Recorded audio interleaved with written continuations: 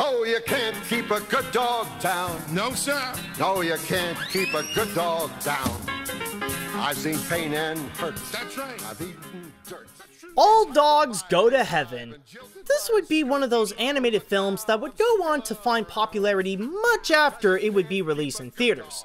The significance with its release date is that it came out on November 17, 1989, the same day as Disney's The Little Mermaid. And as you can imagine, it went as well as... And this is not just at the box office either. Critics were hard on this movie by directly comparing it with the Disney film. However, once that would pass and time would move forward, it would find much better luck on home video, where for a brief moment, it became a popular franchise and one of the best-selling VHSs. Seriously, back in the 1990s, it was one of those movies that you can find in the shelf of almost every household. So now that we're taking a look at one of Don Bluth's cult classics, can this movie prove that its legacy can live longer than Charlie's life? Or will watching this feel more like hell? Let's find out. The story. As the feature that we know today came from the idea of the title, it's nice how the film can think up of an original story. The concept opens up new possibilities with this entire world of dogs, where they're more into gambling when they're alive, and look into the functions of what happens when they die. It allows the film to get creative when building the world of the movie, presenting everything that Charlie made both in the past and in what we're seeing when Anne-Marie is on board. However, speaking of the latter, this would bring in one flaw with the story. After the film took some time to establish the setting and how things are amongst the living and in heaven, it would immediately take a big turn to tell almost an entirely different movie. After Charlie and Itchy rescue the girl, it's all about the friendship that they have with one another. At that point, everything that would relate to the original concept has completely dropped off in order to give more attention to this little girl they found. It wouldn't be until the third act of the movie when Charlie's mortality would play a significant role again, and his life watch becomes an object of value instead of just a thing around his neck. Goodbye, Anne-Marie. Goodbye! Charlie! Where are you going? Charlie! Charlie! There it is. Now, I'm not saying that the plotline with Anne-Marie would ruin the film. On its own, it's actually a nice story. In fact, that's where the heart of the film would be, where despite Charlie focuses on rebuilding his business, Anne-Marie is the one that reminds him to use that money for good and to help with her needs to find a family. They're both good plots that help contribute giving the movie its own identity, where one delivers all the unique concepts and the other gives more the heart and character development. It's just too bad though that they're both presented as two separate things instead of something that can work together to tell an entire cohesive story. But on the bright side, even if they don't work together, the stories still work regardless. The animation. Even if the story doesn't have that great of a focus, there is one aspect that knows perfectly how to be on point, and that is the animation crafted by Don Bluth and his team. While it may not have those extra elements that allows them to push the medium to new levels, like with the magic of The Secret of NIMH, or bringing extinct creatures to life with The Land Before Time, they still took the materials that they have and create some very well-made animation. When it comes to the dogs, they're a bit more like cartoons, where they can be both walking on four legs or go anthropomorphic when their front paws become hands. They're also the ones that present a wide variety of designs with all the different breeds to have each of them look strongly unique. But then you have the human characters like Anne-Marie. The way that they're animated is a lot more realistic than their dog counterparts. In fact, some could say that they could be rotoscoped with how natural the movements are. But here's the beauty of Don Bluth's animation. Even if they have a different style, they both feel like they belong in the same world. This is thanks to the designs where all the characters found that perfect middle between realism and cartoon abstract. It's not too real to know that it's an animated project, but not too abstract so that it can still be grounded in some form of reality. On top of that, No matter how the animation is, it doesn't stop them from having fun with some great choreography for the musical numbers. 'Cause you can't keep a good dog, can't keep a good, I say you can't keep a good dog down.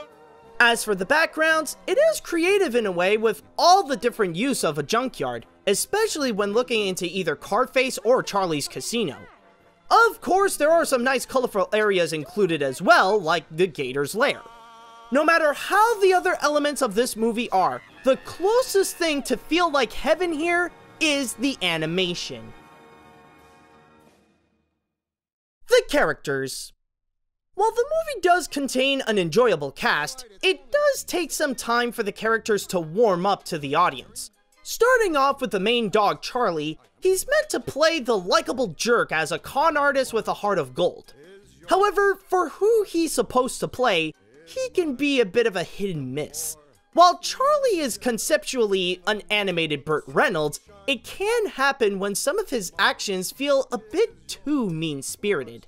However, as the movie would progress, he does get some charm with some of his antics and when he'd grow some feelings towards the girl. Not a great character like Daffy Duck or Cusco in The Emperor's New Groove, but still more likable than someone like Surly in The Nut Job or Adam Sandler in 8 Crazy Nights. The same can be said for his partner, Itchy. While often can seem rather cowardly by always doubting whatever plans Charlie has with Anne-Marie, he does grow to be a stronger character once he shows that all he wants to do is help Charlie out. As for the villain Carface, he's more like the darker version of Charlie. Same mentality of a con artist, but more violent and vicious with his actions, accompanied with his anxious sidekick Killer. And then you have the best character in the movie, Anne-Marie. Right from the start, she presents herself as a sweet, likable character who has a lot of innocence, but still has a strong sense of right and wrong. She's not even afraid to speak out when she feels like what Charlie would do is wrong, or when she feels like she could be taken advantage of. For her, all she wants is a family, and she would be willing to join Charlie to escape Carface in the hopes to earn loving parents. It also helps that she was given a great performance by Judith Barcy. What are you doing? I'm leaving. You said we were gonna help the poor, and we didn't. You promised to find me parents. You didn't even look. There are also other characters included that are interesting to watch, but the film rather wants to focus on the girl than learning more about them, like the Angel and Flo. The characters aren't really likable at first, but give them some time and they'll soon present some charm. The songs. Despite how the songs themselves are, I just want to say right now that the movie doesn't try hard to be a legitimate animated musical. Allow me to explain. With the way that the songs are incorporated, it's like if they were an afterthought than the filmmakers trying to fully create a musical out of this. One of the reasons why is because most of these songs don't serve much of a point on the film. They could be taken out and the movie would still be the same regardless. The weirdest thing about it though, is that they could debatably be the best songs in the feature with a great upbeat tone and clever lyrics, like You Can't Keep a Good Dog Down, What's Mine Is Yours, and the most famous pointless musical number, Let's Make Music Together. You can't keep a good dog down, wow, wow, wow, wow. You can't keep a good dog down, wow, wow, wow, wow. Once pet, the more you give, the more you're gonna get. Let's make music together. Let's make sweet harmony. Oh, let's make music together. Another reason why the musical element is questionable here is because most of the songs are for Charlie to sing as a duo with someone else. It rarely contains any songs tailored for other characters like Itchy or even Carface. Now, there are a few that do feel like they're meant for the film, like Let Me Be Surprised, which shows Charlie's wish to escape heaven, and Soon You'll Come Home, which shows Anne-Marie's need for a family. They're not as good as the others, but at least they feel like they do serve a purpose. Adventure and danger, love from a stranger, let me be surprised. Come home to my heart when you come home. The songs themselves are not the problem. In fact, they could be a lot of fun.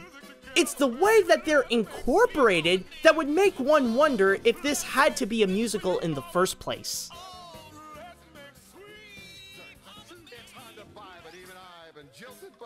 All Dogs Go to Heaven is a charming animated feature that still holds some of the heart and fun that you'd usually find coming from Don Bluth. It may not be perfect, with some of the writing and the musical aspect feeling questionable, but it does end up being enjoyable with a nice story, characters that end up likable, the songs themselves are memorable, and of course, the wonderful animation. This is one of those films that you can't go wrong if you ever choose to watch this for whatever occasion. Sure, it may not be Don Bluth's best work or one of animation's finest, but it still gets the job done on delivering an enjoyable and heartwarming adventure. Just like Charlie himself, it did pull a few nasty tricks, but it's still a good dog.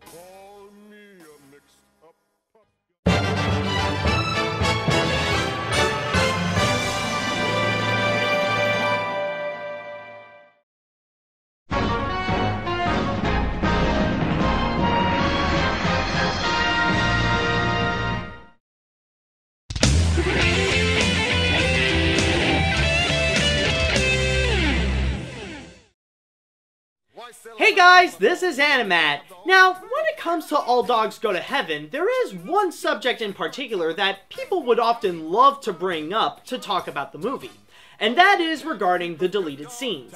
Well, actually, they're not necessarily deleted per se, they're more like extensions to already existing scenes.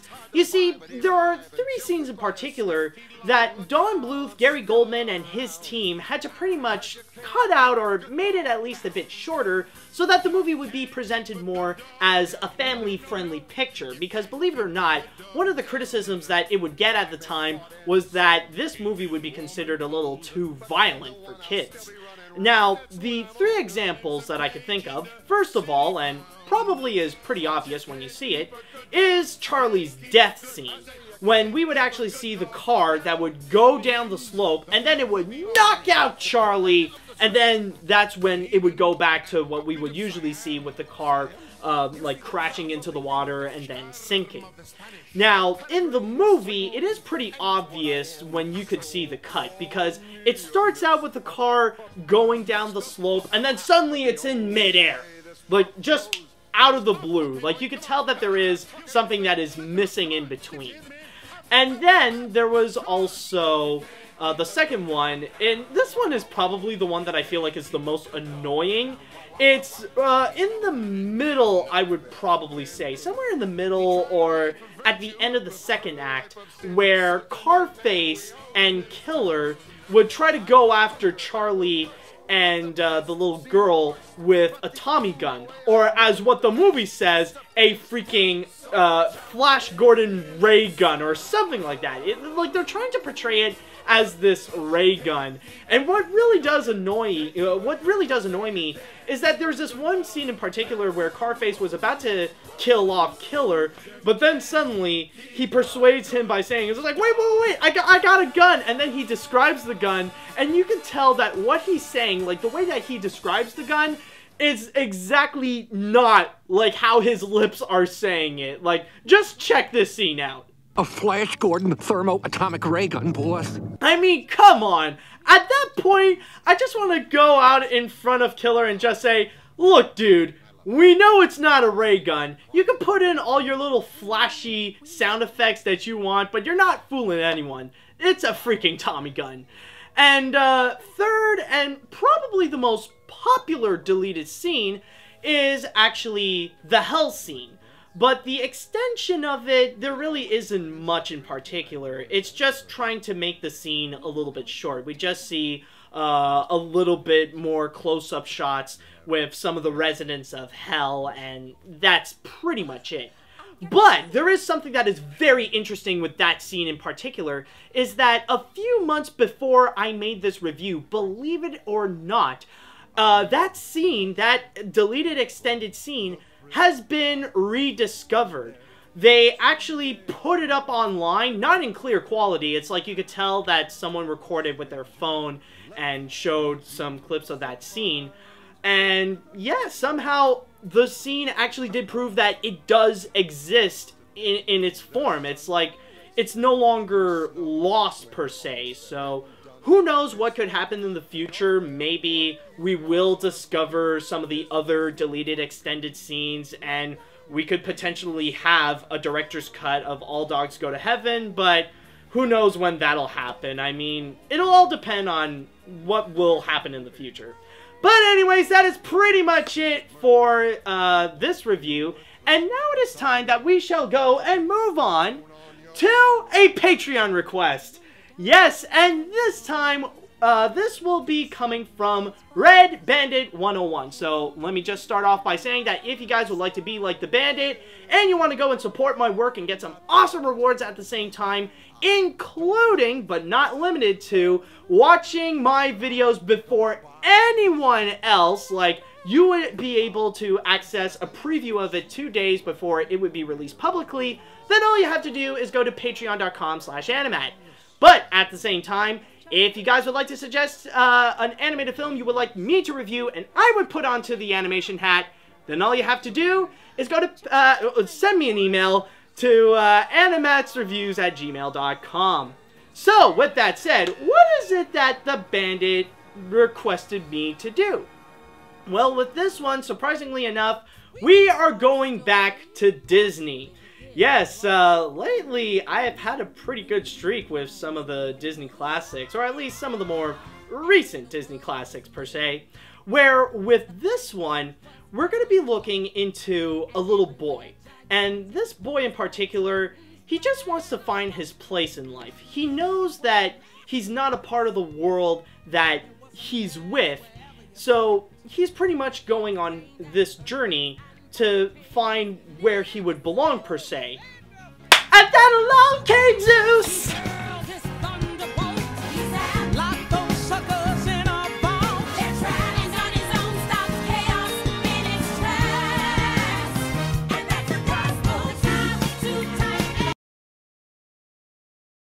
He'll be back.